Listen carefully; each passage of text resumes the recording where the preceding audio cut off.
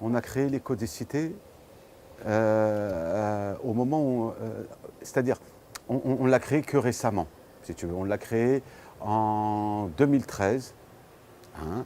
Mais en réalité, c'est un projet qu'on avait déjà exprimé, qu'on avait énoncé, mais qu'on n'avait pas réalisé. Et c'était en 1993-94, au moment de la création du MIB. La génération de la marche, c'est-à-dire les jeunes qui sont nés au début des années 60, hein, c'est cette catégorie d'âge-là dont je fais partie. On a été très peu nombreux à se mobiliser politiquement à cette époque, contrairement à ce qu'on pourrait croire, à cause notamment de la façon dont on parle de la marche et du nombre important de personnes qu'il y a eu.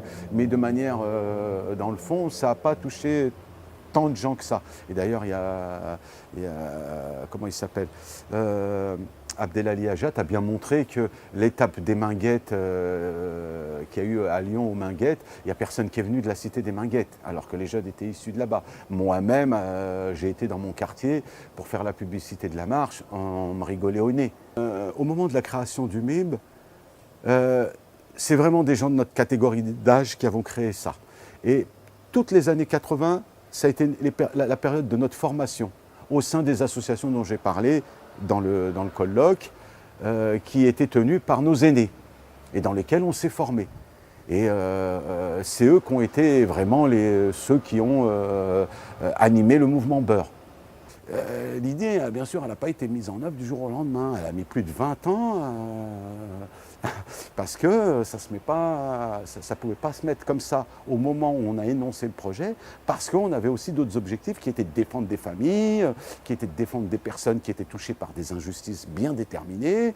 Il y avait donc tout un travail militant à faire qui était l'urgence, c'était d'abord de sauver les gens, et il n'y avait pas d'autre objectif de régler leur situation et d'utiliser tous les moyens nécessaires pour faire entendre raison, que ce soit de la double peine, que ce soit des expulsions de logement, que ce soit tous les problèmes possibles et inimaginables que les familles immigrées peuvent rencontrer. On a touché à tout.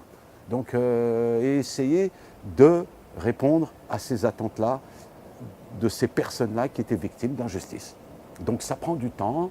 Et faire ce travail-là, bien sûr, socialement, ça ne paye pas aussi bien que de faire des films, d'écrire des livres. Et Dieu sait qu'on avait envie d'en faire, de faire des films, d'écrire des livres. Mais bon, moi, en ce qui me concerne personnellement, on faisait le travail. Mais bon, on s'est dit qu'un jour, on finira bien par le faire.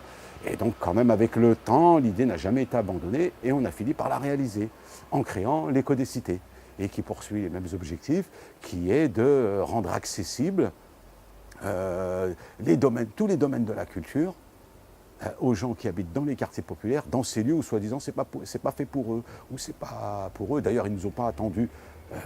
Souvent, on l'oublie de le dire, il n'y a peut-être pas de reconnaissance, mais en tout cas, il y a un pillage qui se fait depuis 30 ans de la banlieue et de tout ce qui est produit par les immigrés qui est vraiment incroyable. Le fait de faire l'écho des cités, c'est une continuité par rapport à ce qu'on faisait avant.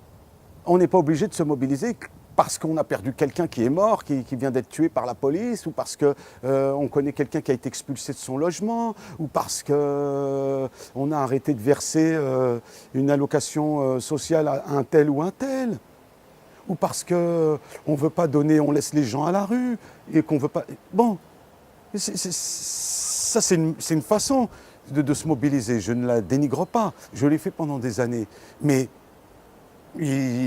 tout domaine peut être investi, et la culture, c'est un domaine qui appartient aussi à n'importe qui d'investir. Et c'est une action politique. Sortir un bouquin, trouver les moyens de le sortir, en préservant au maximum sa liberté de création et de ne pas se voir imposer les canons qui ont cours officiellement, parce qu'on estime que pour X raisons, il manquerait quelque chose. Bon, je ne vais pas rentrer dans les détails, mais on est dans ça. Le fait de créer une association pour récupérer des archives dont personne cherche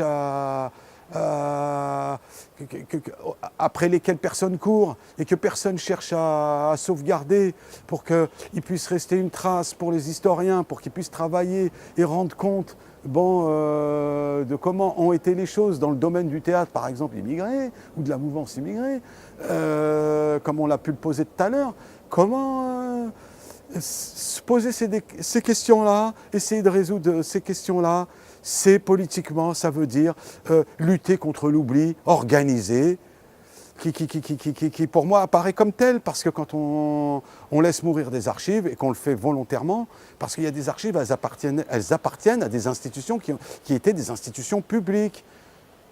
Pourquoi on s'inquiète pour certains types d'archives de les sauvegarder, et puis d'autres on ne s'y intéresse pas, c'est pas normal.